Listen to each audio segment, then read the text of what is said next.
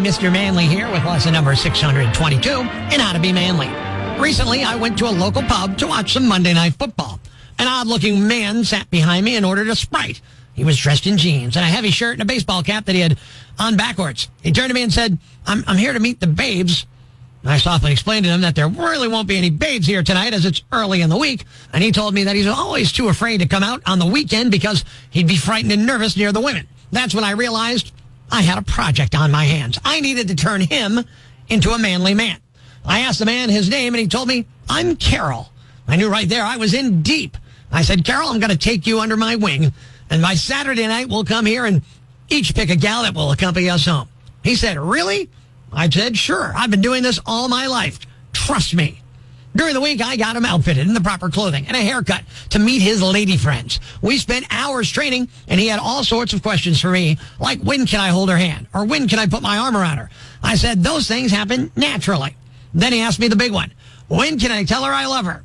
I said, there are only 2 times you say that. 1 is tennis, and 2 is when you have the room paid for.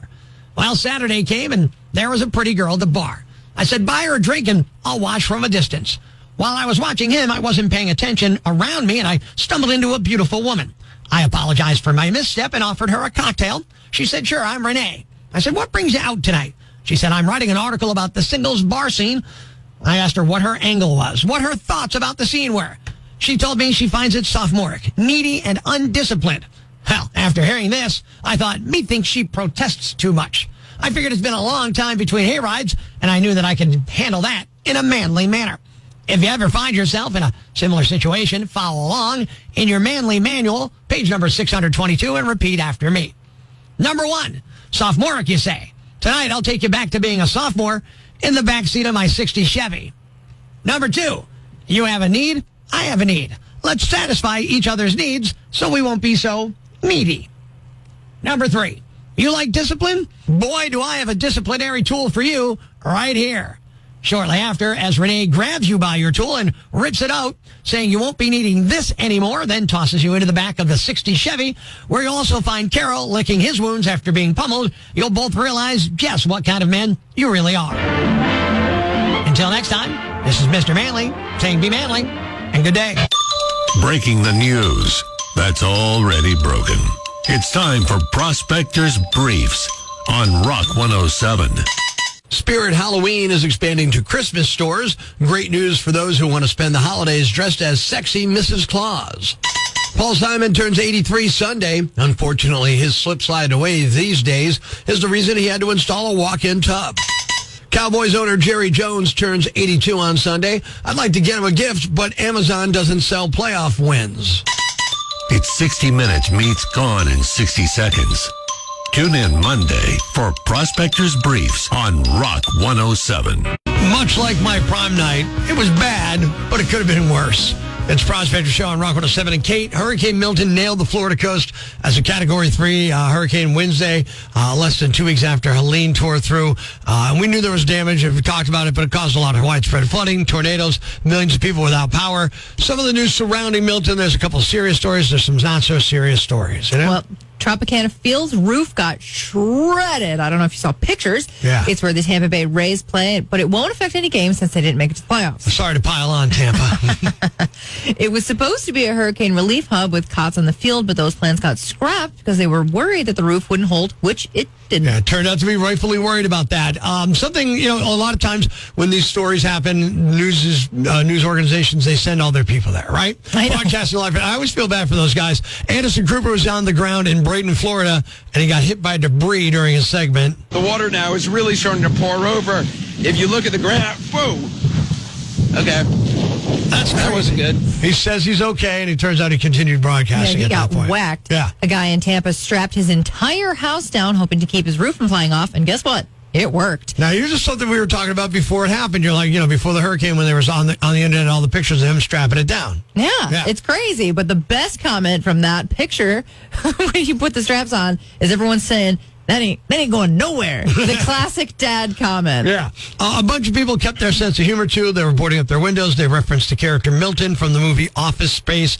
Spray painting notes like, Milton, we don't have your stapler. Oh, is that what that was from? That's what that's I didn't from. get that reference. Uh-huh. Fake photos went viral of Disney World flooded and destroyed. Someone did make them with AI, so they are not real if you see them on the internet. Disney parks open in Orlando were set to reopen today. Okay. And this might have been perhaps like the most Florida Milton moment. Two guys near Orlando were fishing in a flooded street, and they caught an impressive bass. A reporter happened to be nearby, so the reporter grabs them, starts talking to them. They're holding up their bass, and then another guy randomly drives through the shot on his riding mower. And I think to myself, when did that become transportation?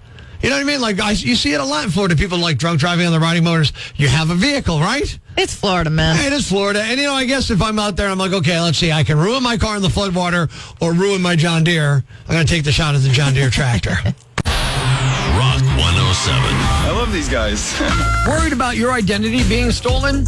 Worried that someone could use your good name and good credit to rack up thousands in fraudulent charges? You don't need to worry. You need CreditRex. Some services send you nonstop alerts and notices when they find someone trying to use your identity. Who wants to be constantly bombarded with notifications? CreditRex doesn't do that. We make it so criminals can't use your credit. Just listen to these customers. My score was 750, and I was always worried someone would steal my information. Now my score is under 310, and I can't even get a loan shark to give me money. Thanks, CreditRex. CreditRex stopped anyone from opening an account in my name, including me. Seriously, I can't get a car loan. How am I supposed to get to work? CreditRex destroys your credit score, so even if thieves know everything about you, they can't use that information to open accounts because your credit is wrecked. CreditRex customers usually can't recover for 7 to 10 years. Lower credit scores will result in higher payments, high insurance rates, repossessions, and possibly liens. No one should use CreditRex ever. CreditRex tells criminals and you, too bad, so sad. He's the jerk in all this. Prospector. Well, he's done very well for someone who came out blue and backwards. Mornings on Rock 107. The following rant may cause you to pull your hair out, scream at the radio, punch the dashboard. Complaints should be addressed to loudmouth yambag at rock107.com. Hey, I'm Rock 107's Prospector, and here's what's got me jacked. Even in 2024, many of us still have jobs. Yeah, I know, right? Even if you're lucky like me to have a job you absolutely love, there are sure to be things that bug you, get under your skin, and grind your gears. For me, the thing that always gets me aggravated, corporate buzzwords, phrases, and slang. Yeah, it makes my blood boil. So here's a list, a new list, but not a complete list, of business crap I never want to hear again. Boil the ocean, herding cats, synergy, or move the needle. Unless I'm moving a needle full of poison in your arm, I don't want to hear you use that phrase. Or granular. What are we making, sugar? Onboarding. Hey, this ain't a boat. Or circle back. It's a circle. It goes back and forth and left and right and all around. More corporate vernacular we all have to put up with that I'm sick of. Deliverable, leverage, data mining, and pain point. My pain point was the second you opened your idiotic corporate speak spew hole. We need a paradigm shift to see what's scalable so we can come up with an exit strategy in case there's no buy-in. Hey, but first we need to take a deep dive and look at the metrics, find the action items. Then we can make sure we are change agents and become more customer-centric. Because after all, we got to see some ROI on our KPIs, be it B2B or B2C, so we all know our SWOTs before our IPO. It's all about the ecosystem, organic growth, and the elevator pitch. Give me your elevator pitch, man. Hey, sure, how about we go to the top floor and I pitch you off the building? I'm Prospector. I'm for the people. Who's with me? I gotta go crazy, man. Ever see the crazy guy screaming at the wall outside the Times building? Where does this rage come from, my son? Tweet us with #IFoundProspector and we'll come and get him. Prospector. Mornings on Rock 107. Life's pretty tough right now. There's plenty of bad news, but it's not all bad. It's time for the brighter side of Prospector on Rock 107. A guy in North Carolina named Roy Story just hit the lottery and has a few pumpkins to thank for it. He grows a few each year and sells them for Halloween. Someone paid him $10 in cash, so he used it to buy a lottery ticket and won $150,000. Thanks. We needed that. The brighter side of Prospector on Rock 107. Ladies and gentlemen, grab the kids, call your neighbors, and gather round the radio. It's now time to announce the winner of Prospector's Yam Bag of the Week, as decided by you at rock107.com. We uncover the most baffling, ridiculous, pathetic, cockeyed, laughable, preposterous blunders in the world of misdeeds. Nominee number 1. You can be in big trouble if you show up to a high school dance drunk, especially if you're the principal. Police in Oklahoma arrested Mickey Rapolg, the principal at Bixby High School, after he allegedly showed up to the fall dance smelling of alcohol. On top of that, he reportedly got handsy with students on the dance floor. Police had enough evidence to charge him with public intoxication, but they're investigating more of his behavior and are asking students to come forward if they have any video footage from the dance. The principal has already been fired by district officials. They say they're working to support the investigation and are committed to regaining the trust of the students and the community. Nominee number 2. If you've ever flown to see family for the Christmas holiday season, you've probably heard how you shouldn't pack wrapped gifts. The TSA doesn't ban them, but wrapped presents are subject to x-ray screening like anything else, and if they can't figure out exactly what's inside, they will open them up. But this woman didn't know that.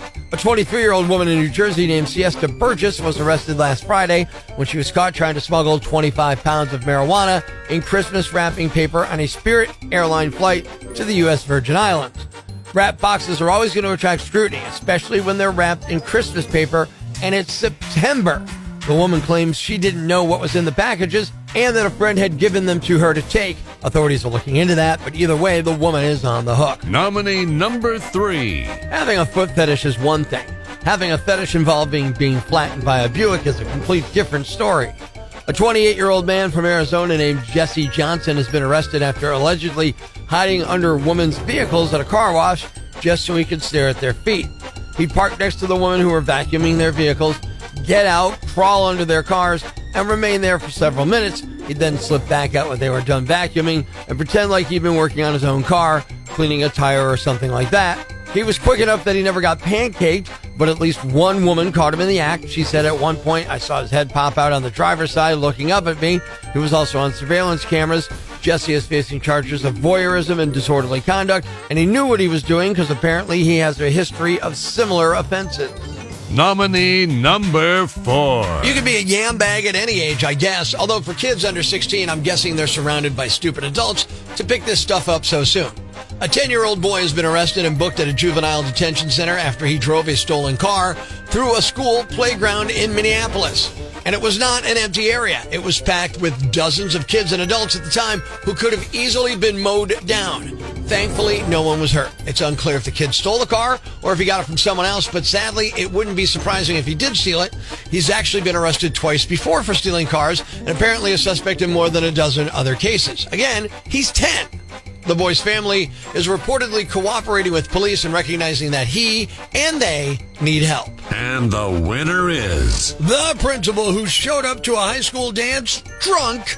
You're the Yam Bag of the Week. Keep it here for all the nominees for Prospector's Yam Bag of the Day, weekday mornings on Rock 107. Thanks for listening to Prospector's Prime Cuts podcast. Be sure to catch us live weekdays from 5:30 to 10 a.m. on Rock 107 or online at rock107.com or the Rock 107 app, a free download for your Android or iPhone.